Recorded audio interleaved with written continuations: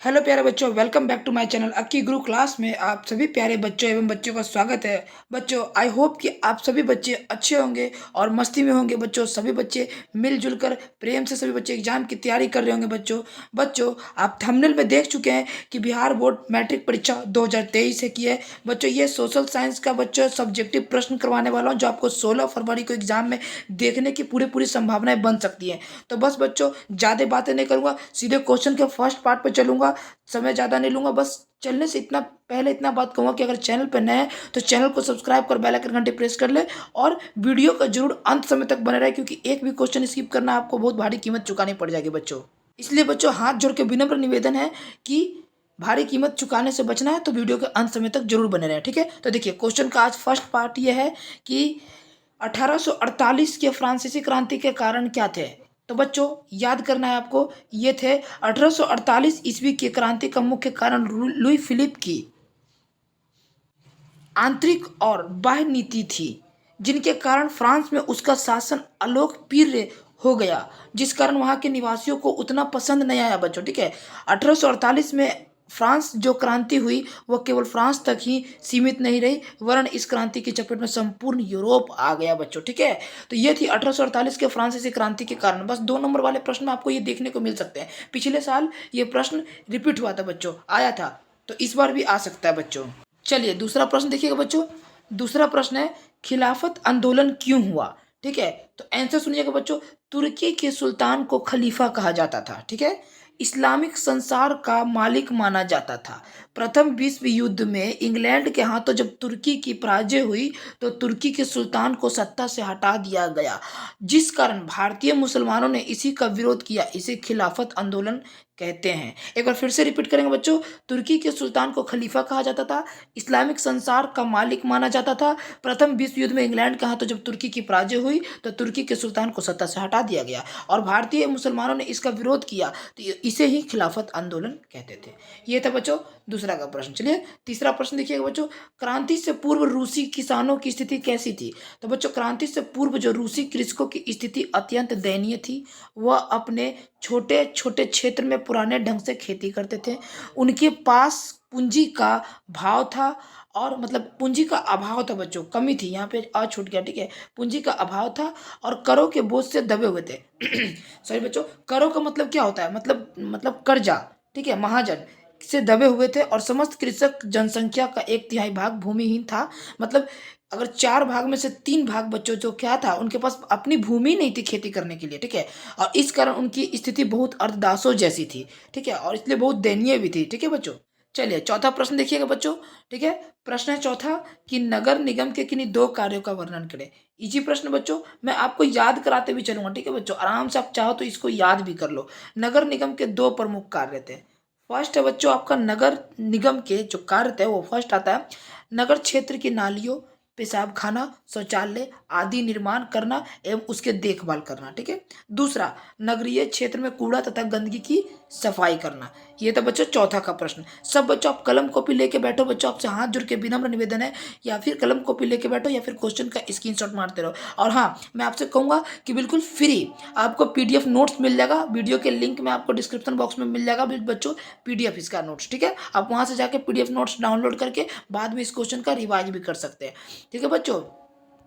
चलिए अगले प्रश्न में चलेंगे बच्चों। अगला प्रश्न क्या है कि धर्मनिरपेक्षता से आप क्या समझते हैं। धर्मनिरपेक्षता के अंतर्गत संविधान सभी नागरिकों को किसी भी धर्म का पालन करना एवं उसका प्रचार करने की आज़ादी देता है। राज्य का अपना कोई धर्म नहीं होता, ना ही राज्य या केंद्र सरकार किसी धर्म का संपोषण या समर्थन कर सकता है। ये सब बच्चों आप तो बच्चों याद करने की भी जरूरत नहीं, एक बार पढ़ लो। धर्मनिरपेक्षता आप अपने मन से भी लिख सकते हो बच्चों, कि हमारे देश में संविधान के अनुसार अगर चला जाए, संविधान के अगर नजरों से देखे, तो अपने देश में सभी रहने वाले जितने भी नागरिक उनको पूरी तरह से आज़ादी मिलती है अपने धर्म का पालन करने का। बस यही धर्मनिरपेक्षता है, ठीक है। बस आप ऐसे भी लिख सकते हो प्यारे बच्चों, ठीक है। चलिए अगला प्रश्न में चलते हैं। छठा नंबर प्रश्न है, दल बदल कानून क्या है। तो आंसर सुनिएगा। सारी स्थिति पर यदि विचार करें तो दल बदल की स्थिति तब होती है जब किसी भी दल के सांसद या विधायक अपनी मर्जी से पार्टी छोड़ते हैं या पार्टी विहिप की अवहेलना करते हैं। इस स्थिति में उनकी सदस्यता को समाप्त किया जा सकता है, ठीक है बच्चों, और उन पर दल बदल निरोधक कानून लागू होता है। ठीक है बच्चों, ये था 6 नंबर प्रश्न। चलिए 7वां नंबर देखिएगा, गुप्त मतदान को परिभाषित करें। आंसर सुनिएगा, जब मतदाता गुप्त रूप से मतदान पत्र द्वारा अपना मत प्रदान करता है तब उसे गुप्त मतदान कहते हैं। गुप्त मतदान मतलब देखिए वोट देना, ठीक है, वोट देना, आप समझ जाना, वोट जो कि इलेक्शन पड़ता है ना उसी को वोट कहते हैं। मतदाता ने किसी प्रत्याशी को अपना मत दिया, अन्य कोई नहीं जानता क्या उसने किसे अपना वोट का हिस्सा दिया, ठीक है, ये तो गुप्त मतदान। बच्चों एक बात कहूँगा, जिन बच्चों को हमारे द्वारा चैनल को सब्सक्राइब कर रखा है, बेल आइकन घंटी प्रेस कर रखा, उनको तो बेनिफिट मिलेगा, और जो बच्चे हमारे व्हाट्सएप से नहीं जुड़ चुके हैं वो जुड़ जाए। 870 913 और 365 9, ये हमारा व्हाट्सएप नंबर है। आप इस पर मैसेज करके हाय भेज दीजिए, हम आपको इस पे जोड़ देंगे। काफ़ी सारे बच्चे जुड़ चुके हैं बच्चों, तो अगर आप नहीं जुड़े हैं तो आप इस पे जुड़ जाएं और जुड़ के हमें हमारे चैनल द्वारा बेनिफिट है। और अपने एग्जाम से बहुत सारे पहले PDF नोट्स मिलेंगे ग्रुप में बच्चों, बहुत सारे इंपॉर्टेंट क्वेश्चन डलते हैं, ठीक है, तो आप जरूर इस नंबर से हमें मैसेज कर हाय कर दें, ठीक है, मैं आपको उसको अपने ग्रुप में ऐड कर दूंगा, ठीक है। चलिए आगे देखिए, 8 नंबर प्रश्न है, प्रति व्यक्ति आय और राष्ट्रीय आय में क्या अंतर है। आंसर सुनिएगा बच्चों, राष्ट्रीय आय का मतलब किसी देश में एक वर्ष में उत्पादित वस्तुओं एवं सेवाओं के कुल मूल्य से लगाया जा सकता है, ठीक है। दूसरे शब्दों में वर्ष भर में किसी देश में अर्जित अर्जित मतलब कमाना आय के कुल मात्रा को राष्ट्रीय आय कहते हैं। देखिए आप ऐसे भी समझ सकते हैं, मैं आपको समझा देता हूँ अपने शब्दों में कि एक साल में बच्चों, जो आपका एक साल में होता है ना, जो पूरा देश जो है ना एक साल में जितना कमाता है ना बच्चों, उससे पूरा जो आप जोड़ने के बाद जो प्राप्त होता है उसे आप राष्ट्रीय आय कह सकते हैं। समझ रहे हैं बच्चों, ठीक है। एक बार फिर से रिपीट कर दूं कि वर्ष भर में किसी देश में जितना कमाई हुआ ना उसकी कुल मात्रा को राष्ट्रीय आय कहते हैं, ठीक है। चलिए अगला देखिए, प्रति व्यक्ति राष्ट्रीय आय में देश की कुल जनसंख्या से भाग देने पर, राष्ट्रीय आय में देश की कुल जनसंख्या से भाग देने पर जो फल आता है उसका प्रति व्यक्ति आय कहते हैं। मैं समझा दूं अपने भाषा में, देखिए राष्ट्रीय आय में देश की, मान लीजिए कि हमारा भारत देश है, उसमें अगर मान लीजिए कि अगर आपको 1 लाख रुपया कम जो है वो आया और जनसंख्या है 10 या फिर 100, तो जितनी भी जनसंख्या है उसके उसके कुल आय से, मतलब मान लीजिए बच्चों की 1 लाख रुपया हमारे भारत का इनकम हो गया और हमारे भारत में कुल रहने वाले लोग जो हैं वो 100 हैं, तो 1 लाख में 100 से जब भाग देंगे तो जो प्राप्त होगा ना उसे हम प्रति व्यक्ति आय कहते हैं, ठीक है। उम्मीद है बच्चों आप समझ पाए होंगे, ठीक है। चलिए आगे देखिए, 9 नंबर प्रश्न, आर्थिक नियोजन को परिभाषित करें। मैं बार बार बोल रहा हूँ बच्चों, अगर जिन बच्चों ने आप वीडियो के अंत तक बने रहें और PDF जरूर लें यहाँ से, ठीक है, लिंक में आपको इसका PDF मिल जाएगा। आर्थिक नियोजन को परिभाषित करें। आंसर सुनिएगा, आर्थिक नियोजन से अभिप्राय एक केंद्रीय सत्ता द्वारा देश में उपलब्ध प्राकृतिक एवं मानवीय संसाधनों को संतुलित ढंग से एक निश्चित अवधि के लिए निर्धारित लक्ष्य को प्राप्त करना है, जिससे देश का तीव्र आर्थिक विकास किया जा सके, उसे आर्थिक नियोजन के रूप में हम समझ सकते हैं। तो ये था 9 नंबर बच्चों। 10 नंबर देखिएगा बच्चों, 10 नंबर प्रश्न क्या है बच्चों कि स्वयं सहायता समूह से आप क्या समझते हैं। स्वयं मतलब खुद की सहायता से आप क्या समझते हैं। आंसर सुनिएगा बच्चों, ग्रामीण क्षेत्र में व्यक्तियों को औपचारिक समूह होता है जो अपनी बचत तथा बैंक से ऋण लेकर अपनी आवश्यकताओं को पूरा करते हैं और विकास गतिविधियों को चलाकर गांव का विकास और महिला सशक्तिकरण में योगदान देते हैं। ये था स्वयं सहायता। ये सभी क्वेश्चन आप उतारते चलिए बच्चों, 2 नंबर के हैं, आपके एग्जाम में ये 2 नंबर बच जाएंगे तो आपका बहुत कुछ बच जाएगा। ये 2-2 नंबर करके आपको आपके कांटे बन सकते हैं आपके प्रोग्रेस में बच्चों। तो अगर आपको प्रोग्रेस करना है तो आपको जरूर इस चीज़ को हैंडल करना होगा। और हमारे क्लास का भी नाम बच्चों प्रोग्रेस कोचिंग पॉइंट है, ये बात याद रखना। PCP क्लासेस आप थंबनेल में देख सकते हैं, PCP classes progress coaching point, ठीक है। तो इसीलिए अगर आपको प्रोग्रेस करना है, विकसित होना है, तो आपको एक एक क्वेश्चन को देखना होगा बच्चों, ठीक है।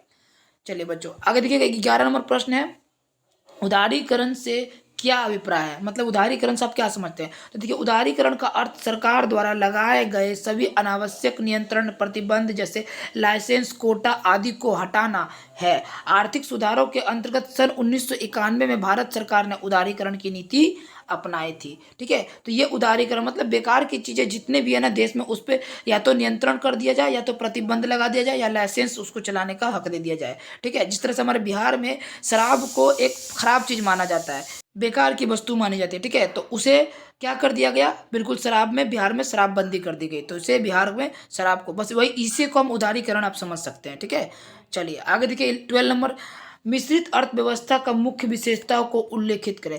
मिश्रित अर्थव्यवस्था में पूंजीवाद अर्थव्यवस्था के समान ही लाभ उद्देश्य तथा कीमत यंत्रण रहता है। ठीक है, परंतु लाभ उद्देश्य को सरकार उस सीमा तक सफल होने देती है जिसे सीमा तक सामाजिक लाभ में वृद्धि तथा आर्थिक विकास की संभावना रहती है।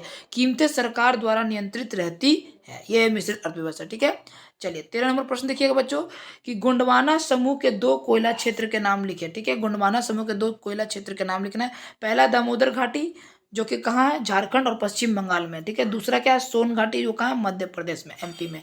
ठीक है बच्चों, चलिए आगे देखिए, पर्णपाती वनों के किन्हीं 4 वृक्षों के नाम लिखे। तो बच्चों पर्णपाती के 4 वृक्ष वो निम्न प्रकार के हैं। पहला है आंवला, दूसरा है बरगद, तीसरा तीसरा बच्चों आपको तीसरा शायद तीसरा छूट गया बच्चों, तीसरा होगा आपका पीपल, आप लिख लो यहाँ पे। ठीक है, मैं लिख देता हूँ, तीसरा पीपल और चौथा है बच्चों कटहल। ठीक है, तो पर्णपाती किन्हीं के 4 वृक्षों का नाम इस प्रकार से, आंवला, बरगद, पीपल और कटहल। ठीक है बच्चों, चलिए 15 नंबर पे चलते हैं बच्चों। 15 नंबर प्रश्न है बच्चों, नवीकरणीय ऊर्जा के 4 उदाहरण दीजिए। तो नवीकरणीय ऊर्जा के 4 उदाहरण निम्न है। पहला सौर ऊर्जा, दूसरा पवन ऊर्जा, तीसरा भूतापीय ऊर्जा, चौथा ज्वारीय ऊर्जा। यह है नवीकरणीय के 4 उदाहरण। ठीक है, चलिए आगे देखिएगा बच्चों, 16 नंबर प्रश्न है प्यारे बच्चों। अगर चैनल अच्छा लग रहा है, वीडियो पसंद आ रही है, तो सब्सक्राइब कर बेल आइकन घंटी प्रेस करना बिल्कुल ना भूलें बच्चों, अभी कर ले। ठीक है, वीडियो देखने के बाद आप भूल जाते हैं। ठीक है, और अगर आप वीडियो अच्छा लग रहा है तो कमेंट सेक्शन में जाकर जरूर बताइए कि हमारा पढ़ाने का तरीका आप सभी प्यारे बच्चों को कैसा लगता है। आंसर सुनिएगा, क्वेश्चन सुनिएगा बच्चों, नकदी फसल एवं रोपण फसल में क्या अंतर है। आंसर है नकदी फसल ऐसे फसल जिसमें फसल का उत्पादन केवल बेचने के उद्देश्य से करते हैं, उसे नकदी फसल कहते हैं, जैसे गन्ना। ठीक है, जिसे सिर्फ और सिर्फ बेचने के व्यू से किया जाए। और दूसरा सुनिएगा, रोपण फसल बृहद पैमाने पर मतलब बहुत बड़े पैमाने पर की जाने वाली एक ही फसल एवं कृषि, अधिक पूंजी का विनियोग, बड़े कार्य, आधुनिक एवं प्रौद्योगिकी बतलाई जाती है, जैसे चाय, रबड़, केला आदि। ठीक है, उसे हम लोग रोपण फसल, मैं आपको अपने भाषा में समझाऊं कि एक ही प्रकार के फसल को एक बड़े पैमाने पर रोपने की प्रक्रिया को रोपण फसल आप कह सकते हो। ठीक है, जैसे धान हो गया, गेहूं हो गया, चाय हो गया, केला हो गया, ये सब आप कह सकते हो। और नकदी फसल जिसे आप सिर्फ और सिर्फ रोप उसको मतलब बोए, मतलब खेत में बोए, पैदावार हुआ, बाजार में गए, बेच दिए। ठीक है, ये हो गया नकदी फसल। 17 नंबर देखिएगा बच्चों, बिहार में कृषि की निम्न उत्पादकता के 2 कारण बताएं।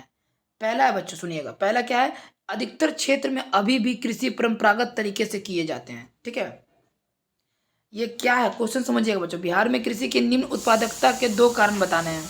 ठीक है, 2 कारण बताने हैं, 2 कारण आप कोई भी बता सकते हो।